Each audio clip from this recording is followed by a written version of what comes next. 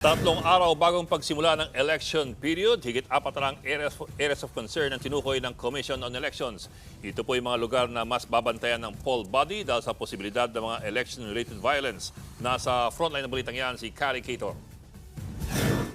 4 na buwan na lang, eleksyon na, kaya ang COMELEC markado na ang mga lugar na isa sa ilalim sa areas of concern. Hinati yan sa 4 na kategorya, ang green, yellow, orange at red. 188 na lugar ang isinailalim sa yellow category o yung mga lugar na may suspected election-related incident at posibleng kinabibilangan ng private armed groups. Higit 170 naman ang nasa orange category o may serious armed threat, habang 38 na lugar ang nasa red category o yung mga posibleng isailalim sa COMELEC control.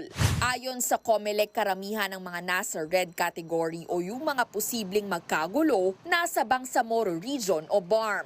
Pero mas marami naman daw yung mga nasa green o yung mga lugar na walang banta sa seguridad. Taas itong 1,229 na to na green. Ibig sabihin wala silang kahit anong election-related violence. So again, magandang indication to. Para maiwasan lalo ang anumang gulo, tiniyak ng Armed Forces of the Philippines na masihigpitan nila ang pagpapatupad ng gun ban sa BARM simula sa Linggo, January 12. Sasabayan ito ng pagdadagdag ng tauhan ng Philippine National Police sa kada checkpoint sa Bangsamoro Region. Kami na nag-checkpoint, alam namin delikado. We want to make sure na safe po yung ano natin. Kasi kung mas konti po yung tao natin, and of course, red flag po yung pupuntahan natin, baka kainin lang. Ang term natin, baka ma-ambush pa kami. So makakakita po kayo, kaya kanina, we're talking po for additional forces po na dadalhin po namin dun sa BARM.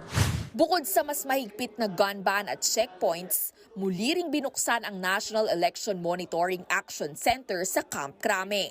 Dito imomonitor sa tulong ng mga CCTV ang magiging botohan at bilangan, lalo sa mga lugar na itinuturing na areas of concern. Napaka-importante po nito. May mata ang COMELEC kahit wala kami doon.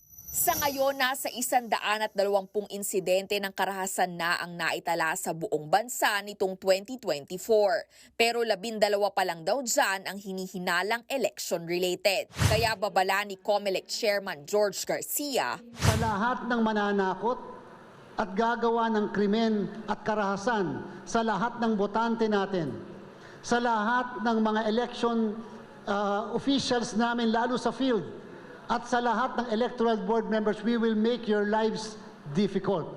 Nagbabalita mula sa Frontline, Carrie Cator, News 5. Mga kapatid, Ed Lingaw po, maging maalam at may pakialam sa mga napapanahong balita sa ating bansa. Para sa mas malalimang pagtalakay at paghimay sa mga issue at headlines, tumutok lamang at pag-subscribe sa social media pages ng News 5.